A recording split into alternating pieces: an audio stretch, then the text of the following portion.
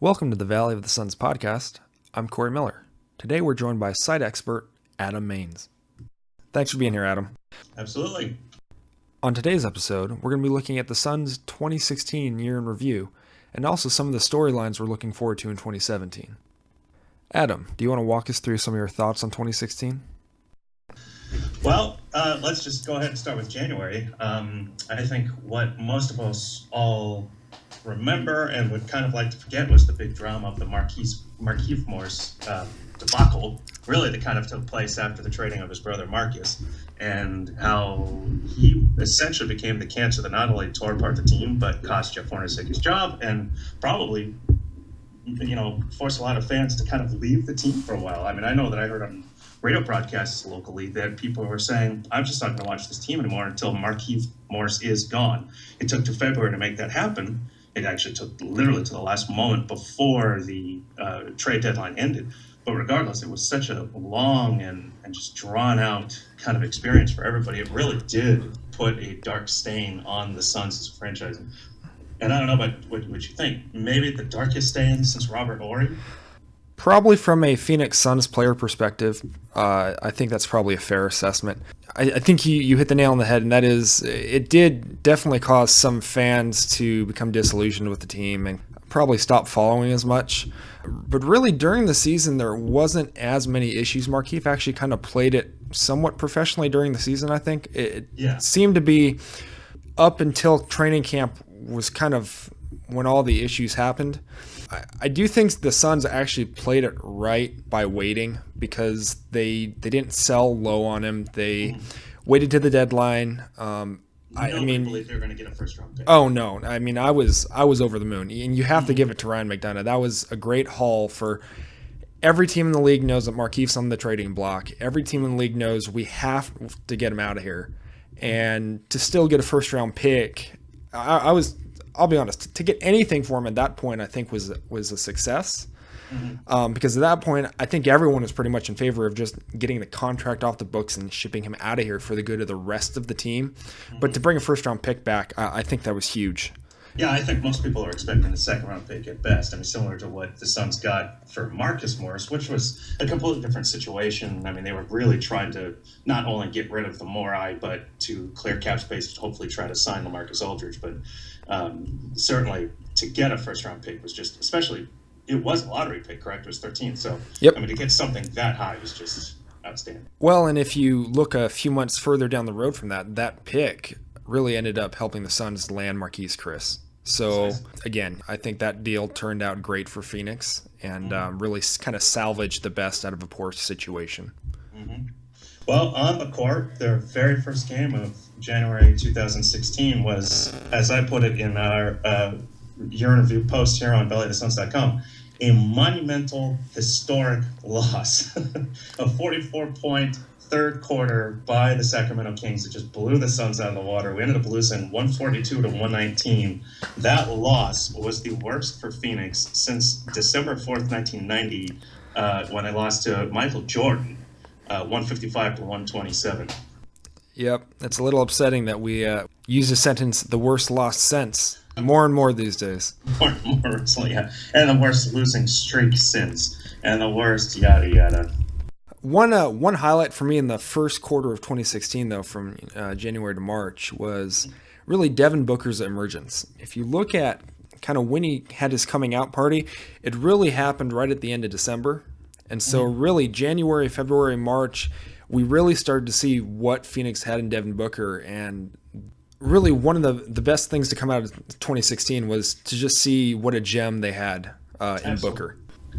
So it's because of the unfortunate injuries to Eric Bledsoe and Brandon Knight. His first start was actually the second game after Christmas break, 2015, December 28th. And then he started outside of one game. He started every game the rest of the season. Yep. So nobody was expecting that. And certainly he received the all-rookie first-team honors. And that kind of, I mean, based on the fact that he missed or didn't start the first 30 games and had a bunch of did-not plays and inactive early on as well. I don't think that anybody was expecting that. Not even the Suns. So there's no way that the Suns could know what they actually had.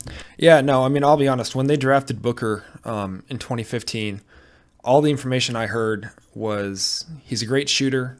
He's going to be incredibly raw, and he's 2 years away from being 2 years away. Mm-hmm. I mean, this is a kid who wasn't even a starter for Kentucky. Now, Kentucky is an all-star team in college basketball, but he wasn't a starter for them. And all we really knew about him coming out was that he was a dead-eye shooter. To just see his kind of growth and development on both ends of the court as a 19-year-old was really just amazing. And I think it's been the single greatest thing to give Suns fans hope in the last 5 years by far. Oh, yeah. I mean, certainly after trading Goran Dragic, after trading Isaiah Thomas, after trading, they let Gerald Green go. I mean, some of the most exciting players on their team.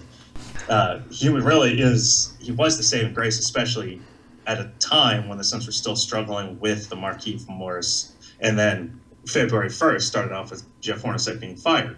Yep. So, I mean, and at this time of just absolute, it's just a franchise-wide mess, here was this one shining star in Devin Booker to just come out and bang, 32 points on January 19th, 27 points on February 2nd, 32 points on March 9th, 35 points on March 10th. I remember those back-to-back games. 30 points on March 28th. So, I mean, these just on and on. This kid just broke out. Yep. So we've touched on two of the big non-win-loss stories for the team, and you mentioned the third one there. And for me, that's Jeff Hornacek being fired.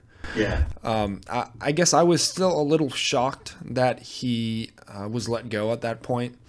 I personally liked him as a head coach, but I understand the reasoning behind it. It seemed like he had lost the locker room and the team a little bit, and whether that was a result of all the issues with the Morai or not, we may never know.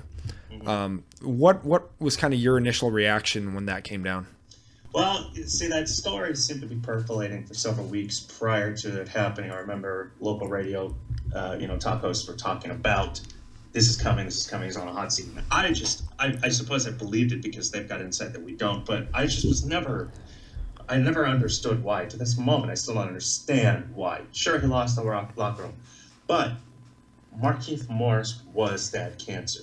He was the catalyst for all the mess the team had been in. So why not give Jeff Hornacek a chance to win back the locker room without Markieff there? At least give him to the end of the season. Markieff was traded at the end of February. You have all of March, you have all of April. That's 2 months. And then, if they turn around enough, then, you give him a shot through the summer. And, I just don't understand. Something else had to have happened. He might have just begged for it. He might have just said, please cut my losses, let me go get a job somewhere else that isn't such a mess. But again, I just don't understand to this moment why Earl Watson is that much better of a coach. Well, and from an X's and O's standpoint, I don't know that he is.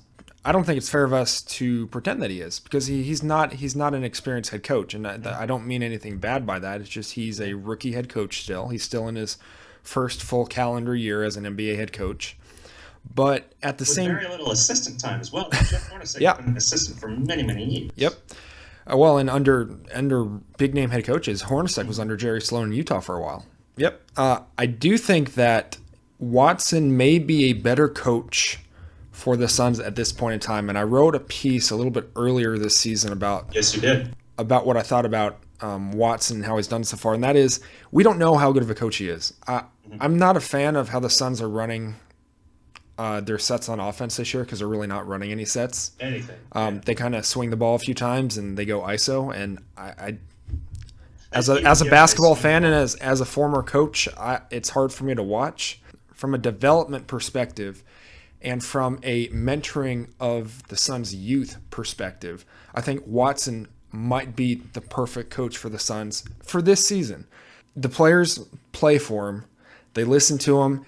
And his philosophy, it's all about love stuff, actually, I think translates well when you have a team this young. I sure hope so.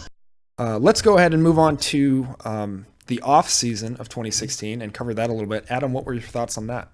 The very first thing that happened this offseason that I think really got fans excited for the future was Lon Babby officially stepping down for good. He had kind of stepped away from his role a year ago, but then he had kind of been slowly cutting back and now is officially done as of May 5th.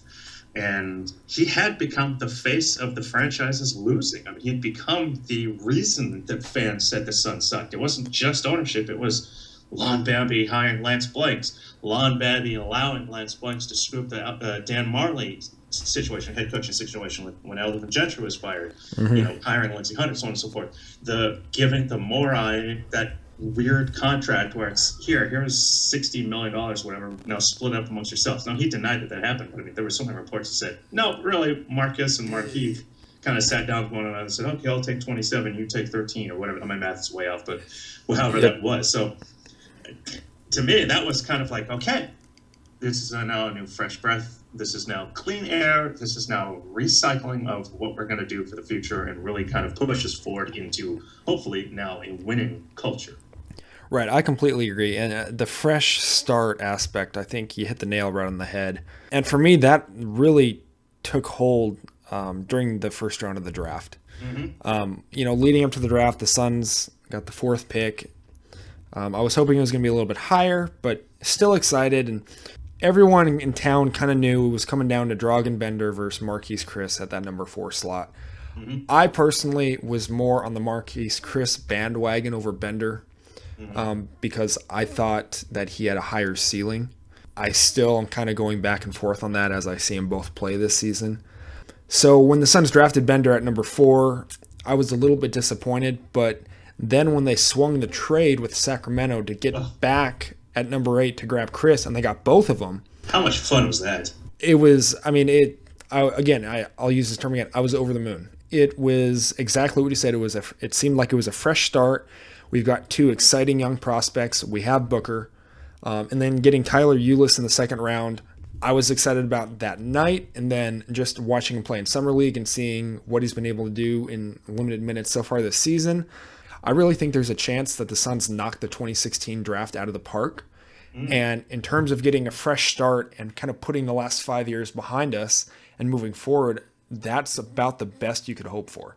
Yeah, well, I'll tell you this. I was on the Dragan Bender bandwagon. As soon as I heard that this was the guy that the Suns were looking at, there was a good chance he would be there. And then there was all this talk of, well, will Boston trade their pick and someone move up to take Bender? When he fell into our laps, as I felt, I was sitting in a local establishment and I slammed my hand on the bar. People around me were going, what the hell is this guy laughing at? Or, what is he so happy about? But no, I was psyched. But then I too was over the moon, to use your term, when they swung that trade for Marquise Chris, because you almost felt like if they got one or the other, because those 2 are the most talked about picks, possible picks for the Suns, it felt like, well, if they got one and the other guy succeeded even earlier, if not, but in the long term, you're always going to look back at that and go, man, if we had got him. Well, now we have both. Well, we just drafted in a way, and they're not the same players, but we just drafted Amar Stoudemire and Sean Marion in the same draft. Well, exactly, and I think that was the big thing for me is you got both guys. If only one pans out, that's still a win, especially with how the NBA draft is now, where it's more of a prospect draft than anything. To get the 2 guys you were looking at, I think is huge, because if only one pans out, that's still a huge success, especially when you already have Devin Booker, who looks like could be the steal of the 2015 draft. So I think it's the fresh start that we needed, and that draft night filled me with more hope than I've had in a long time from a Phoenix Suns draft, to be perfectly honest. So just going back to the Summer League aspect of Tyler Ulis, that game against Denver, that overtime 3, and that was SportsCenter highlighted for a week. It was a great shot. Right. And again, I mean, it's the Summer League, and you never want to put too much stock in it, but to just see the young guys that the Suns drafted produce, and Tyler Ulis, look, he's not a great prospect, but the guy he can flat out ball. I love his mid-range shot. And love that shot. When he came out, he reminded me of Nate Robinson. Just undersized, or kind of like an Isaiah Thomas, undersized, small, not going to be successful, but he's always been a winner, and he's always been successful, and he's always found ways to get things done. I love him as the Suns' backup guard, kind of 6th or 7th man for the next 5 to 10 years. I would love him in that role, because I think that's what he's going to be successful at in the NBA for a long time. See, I think you hit the nail on the head in terms of your comparison with Isaiah Thomas. I see Isaiah Thomas, of course, we're talking the former Sun, Boston Celtic, current Boston Celtic Thomas. I see him in Ulis, or Ulis in Thomas. I actually think that Ulis could be a starter, and because of the success the Isaiah Thomas has had with Boston, Yep. why can't he at that height? I mean, obviously the height is the first thing that scares away. Yep. But it's only an inch, if I recall, an inch shorter than Eric Bledsoe. I mean, so he's not a midget. He's a full-grown man. He's just a little shorter in terms of what we normally expect from an NBA point guard, at least. But I don't know why he can't be the point guard of the future. I'm a big Eric Bledsoe fan. I hope that it's Bledsoe for the next 10 years. But if it's not, I don't see why Ulis couldn't be that guy. Maybe he's not, but I really don't see why he couldn't be. Yep. Well, it's going to be exciting to watch him develop. I mean, Isaiah just the other night dropped 52. The false notion that short guards can't be successful in this league, I think, is being broken by Isaiah Thomas right now. And so it's going to be exciting to see what Ulis can do with that. Absolutely. And I'd like to touch on one more topic in the offseason, and that was the Amari Stoudemire retiring once a Nick, always a Nick, which I think bothered every Suns fan there is on planet Orange, as they like to say. I personally had been hoping that the Suns would bring back Stoudemire for a Swamp Song season, and I was hoping that it would be with Jared Dudley and Leonard Barbosa. And when Dudley and Barbosa were signed, I was like, okay, come on, finish this off. Let's transition to the future by bringing back, this last kind of go around with these franchise favorites. And it turned out that Amari Stoudemire actually had reached out to the Suns and said, hey, I'll play one more season with you guys if you want me. And they ignored his call, so to speak, which was just a complete bummer, in my opinion. I would take him on this roster. No offense to John Jenkins. I would take him over John Jenkins. I agree. Unfortunately, I think that you still see some of Robert Sarver's influence on how this team handles its former players, its former stars. And for me, that's one of the biggest disappointments I've seen. To kind of go off on a tangent here, when Jerry Colangelo took an advisor role with the 76ers, that hurt me more because being a native of the Valley, Jerry Colangelo is the father of Phoenix sports. And I understand that it might be a little awkward for Sarver to bring him in as an advisor because he bought the team from him. But at the same time, if you're Robert Sarver, you have to be man enough to kind of accept that you have not been as successful as Colangelo was, and maybe you can learn some stuff from him. I mean, Colangelo, look at what he did with USA Basketball. Oh, yeah. He's been successful everywhere he's gone. And the Suns, since Colangelo sold the team, you got lucky bringing Steve Nash back to town and having D'Antoni, and you kind of had the perfect storm to be successful for 5 or 6 years. And Sarver still messed that up with the Joe Johnson negotiations and with the Amari negotiations. And sure, some of those may have looked better long term, but if Amari stays here, maybe he doesn't blow out his knee again. If Joe Johnson stays here, maybe they get over the hump against San Antonio earlier, before 2010. To me, it goes back to Sarver doesn't understand how to handle players so much as he's a businessman, he's a numbers guy, and that hasn't translated to success on the basketball court yet. No.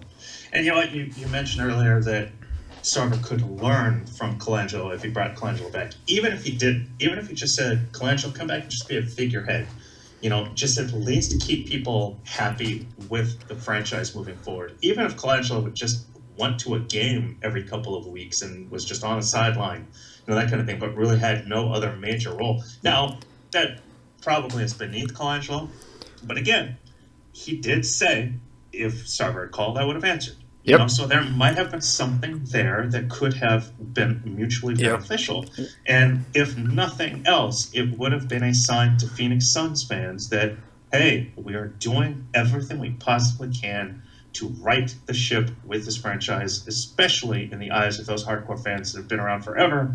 And more importantly, the young fans that right now, and I'm talking kids, are growing up Golden State Warriors fans, Cleveland Cavaliers fans. They've never lived a day in those states. And yet they're not Suns fans because for the last 7 years of their life, they have not been successful. The Suns, that is. Yep. Well, and from even ignoring the basketball standpoint, Sarver missed a golden opportunity to put fans in the seats. If you bring Colangelo back as a figurehead, as an advisor, any role, people are going to become more interested because he still has that much sway in the Valley. If you go to any Phoenix sports fan over the age of 20, they will listen when Jerry Colangelo talks. He could run for governor of Arizona. and he might win without having to campaign. He's that popular here. And so by not at least exploring the possibility, forget about the basketball side of it. It's just a bad business move. Yeah. And now I've got a question that I don't believe either of us or any of us listening can answer. But if Jerry Colangelo had some sort of a role with the Phoenix Suns last offseason, would LaMarcus Aldridge have signed with Phoenix? I mean, I know it's a really interesting what if. He was incredibly close without Colangelo. From all reports, he was basically, it sounded like it was the one last meeting where San Antonio sold him. Exactly. And who did he speak with? Greg Popovich. Yep. He spoke with Greg Popovich, another one of the NBA's just all-time figures, most respected and revered figures in the sport. If that's what sold LaMarcus Aldridge and not his friendship with Earl Watson, not the chance to play power forward with Tyson Chandler at center, not the chance to grow with Devin Booker, yada, yada, yada, yada. We had that guy here. We had the chance of having Colangelo back. We had the chance of maybe getting LaMarcus Aldridge and then putting butts in the seats and converting current Golden State Warrior fans and current Cleveland Cleveland fans into Phoenix Suns fans. Yep. Well, and so now we've covered the end of the 2015-2016 season. We've covered the draft and the offseason. Now let's move on to the first few months of the 2016-2017 season. Adam, what are the things that have impressed you and depressed you the most? What has depressed me? Well, the losing, that has depressed me at rates that this franchise has never seen. What has depressed me is the defense, or the lack thereof, the fact that the Suns are currently on pace to give up more points to their opponents than any other team in franchise history since 1969-1970. That's just depressing me. It should also be noted that that includes the D'Antoni teams that didn't even try to play defense. Yeah, supposedly they didn't play any defense, and yet there we go. We've got this team that's supposed to be based around defense that is now allowing. I'd have to pull up the current figure. They are now allowing 112.9. Okay, so that 112.9 is now based off the last two games where the Suns have given up 91 back-to-back games. Prior to that, the Suns were averaging 114.6 points per game to their opponents. It's just 114.6. It's just insane. The 112.9 is now second to the 1985-86 team that allowed 13.5, and the 1986-87 team allowed 113. Yep. So we're right around the 85-87 seasons, but when it was above 113.5, this was as bad as 68-69, where they're giving up 120. For me, one of the biggest disappointments so far, and I mentioned it earlier a little bit, is watching the offense. Not from individual players, but just the offense and its rhythm and flow as a whole. Swing the ball once or twice, and then someone goes ISO from the wing, and it's just not good basketball. It's definitely not how the NBA is played nowadays. Now the NBA you see teams like San Antonio, Golden State, Atlanta, teams that are successful. The ball is always moving. They're always looking for the open guy. And more important is you'll see teams like San Antonio, like Atlanta, like Golden State, they will give up a good shot for a great shot. And that's not something that the Suns are doing right now. They're not moving the ball. They're, I forget exactly what the exact number is in assists, but I believe they're last in the league in assists. That coupled with that bad of a defense, that's a death sentence for a team right now. And so that's my biggest concern is when we go back to discussing if Earl Watson's a good coach. The lack of a cohesive offensive system leads me to start to think that he's not. Yeah, so currently the Suns average 18.2 assists, which is last in the league. And that's what's most incredible to me is that this franchise has never been last in the league in assists ever in its 49-year history. So, yeah, it's funny because in the offseason they were saying they're going to install this motion offense. The other night I was watching a game with some friends who are huge hardcore Suns fans, and the phrase motionless offense came up. And it's true. I think it's part of why Booker is so inconsistent, because Booker's game, he's never open. You're not taking full advantage of his skill set. He's a Klay Thompson type. He can create when he needs to, but he's not going to do that every possession because that's not his game. You want to be moving the ball, getting him open looks on the wing, and getting defenders closing out on him so that they have to play the shot and he can get by him easily. I think Booker would be better suited with a pass-first point guard. And unfortunately, with this system, I don't know if it's just Bledsoe as a player because he needs the ball in his hands to create, and that's what he's good at, or if it's just the system as a whole. But I don't feel like Earl Watson's taking full advantage of Devin Booker's skill set right now. Well, I'll tell you this. In the last season, again, without Bledsoe and without Knight, he ended up playing a lot of point guard, more than anybody ever thought he would ever play in his career, probably. Yep. In stretches, that is. And he's not a point guard. He is a shooting guard. Oh, yeah, absolutely. He's best. I think most rhythm shooters, if not all rhythm shooters, are best catch and shoot. Exactly. Off the picks, boom, get the ball in his hand, and then just take that shot. He should dribble the ball. Exactly. And this is no disrespect to this kid, but he should not be dribbling the ball. He should be coming off a screen, boom, ball in hand, shot. Get that rhythm, get that flow, in terms of your bodily flow, get that all just kind of moving and going, and then shoot and then go. The fact that he dribbles the ball as much as he does just drives me nuts because he can't create a shot for himself. Yeah, now someday he might, and obviously hopefully do because it makes him a more well-rounded player. But right now, he should not be creating shots for himself. Somebody needs to be giving him the ball. And I think that he's skilled enough to where he can hit tough shots at points, and he does. He will hit a circus shot every now and again. And I'm okay with him putting the ball on the floor. My problem is that we don't really utilize him off the ball in catch and shoot situations nearly as much as I think we should. And I think when you look at his shooting percentage, I think that's part of the reason why it's a little bit lower than we would assume it to be. Because the one thing, again, when he came out of school, the one thing we knew about him is he's a dead-eye shooter. Yeah. And he's shooting, I have to go look at what the numbers are now, but last year and this year combined, he's shooting about 33% from three. Yeah. And I think part of that is because we're really not getting him good looks. We're moving the ball and having him forced to create his own looks. Mm-hmm. And that's just not his strength. And again, like you said, he may develop that, and he's going to as he kind of matures in his NBA career. But right now, his strength is catch and shoot. And if you get his shot working a little bit better and you get the catch and shoot rhythm going, it's going to force defenders to close out a little bit harder, and he's going to be able to blow by them, and he's still going to be able to get to the rim. So I really think that if you were to move in that direction with the offense, it's going to benefit him not only from shooting, but also from maybe being able to get to the rim. Mm-hmm. 20.4% of his three-point field goal shot attempts are catch and shoot. I think 20.4 is too small. I think it should be 50. And I don't know how to make that happen, but I mean, I don't see why not. He's shooting 34.8% off of catch and shoot shots. Mm-hmm. Boy, is that a tongue twister. Which, I mean, it's okay. I think you'd rather it be a lot closer to 40, but it's just so few of his shots are catch and shoot from three. It needs to be more. He needs to have some motion. Yeah, I would agree that that's low, and I think part of the reason why it's that low is when you have a score-first point guard, and especially one like Bledsoe that scores by getting to the hoop and driving. Mm-hmm. He's driving, but he's not dishing as often. Yeah. So you're not getting catch and shoot opportunities with Booker when Bledsoe drives, and that's going to be the majority of your possessions.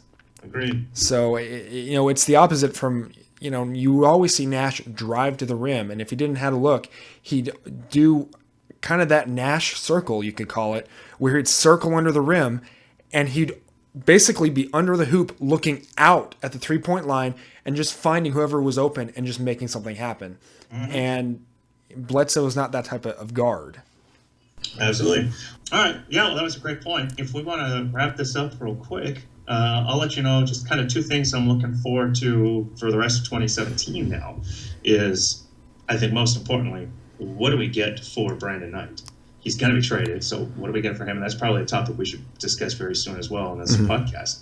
And then secondly is, do we make any other moves? Is Eric Bledsoe the point guard of the future? Is he going to develop into that kind of, oh boy, I hesitate to use any comparisons because right now he's kind of like bottom 20% in the league in starting point guards in terms of statistics, statistical output, especially when it comes to assists. But, is he the point guard of the future? Do we move him for something else? Do they draft a point guard?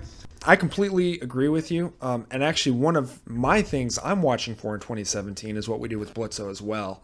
When we talk about Bledsoe being the point guard of the future for the Suns, I think we have to be realistic and look at a couple factors, and that is Bledsoe's a great player, but he's already 27, and this team is not going to be competitive for another couple seasons. By the time this team is competitive, Bledsoe's going to be halfway through his peak and closer to the end than to the beginning. In my mind, what I'd actually like to see the team do in 2017, I have no idea what you would get for him. I don't know what possible destinations there are for him. I haven't even speculated on that. But just off the top of my head, I would like them to look into moving Bledsoe and drafting a point guard if they have a high draft pick in 2017. I think that this is going to be a loaded draft. All indications are showing it to be a deep draft class. And there are guards at the top that I think would be a really good fit alongside Booker. I personally am of the opinion right now, if the draft were held today and the Suns had the opportunity, I would trade Bledsoe and draft Lonzo Ball and move forward. Lonzo Ball he's Jason Kidd 2.0, and I think he's the perfect type of point guard to pair with Devin Booker, and that's your backcourt for the next decade. That's personally what I'd like to see. I don't know if they're going to be able to do that because there's the possibility that Ball may be the first overall pick in the draft now. I've seen that in a mock. Mm-hmm. And the Suns may not have the first overall pick, but it looks like the Suns are going to still have a top 5 pick. So if it's possible, that's the one big thing I'd like to see coming out of 2017 is I think I'd like the Suns to move Bledsoe, and I'd like to look at them drafting a pass-first point guard to pair with Booker because I think that's going to be a more successful pairing as we move forward. Personally, I really don't want Bledsoe to be traded. I would be very open to the prospect because who knows what the Suns could get in return. He is still a very good, at least a very decent point guard in the NBA. Any team in the league would probably be very happy to have Eric Bledsoe on their roster. And of course, I believe the Suns are happy with him on their roster. But if they are going to look to the future at point guard with a new pick, if they're going to draft a point guard, it might be best to have Eric Bledsoe on another team.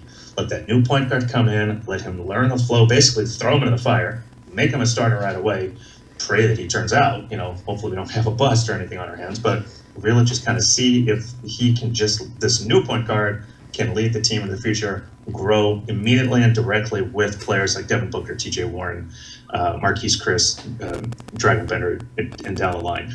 However, again, I don't want him to be traded. I prefer to keep him here. Even if we do draft a point guard, Bledsoe is still so solid. He might be the point guard for the next 5-7 years. So I'm curious to see where they go with that. I do think they should keep him, but I would personally be open to them trading.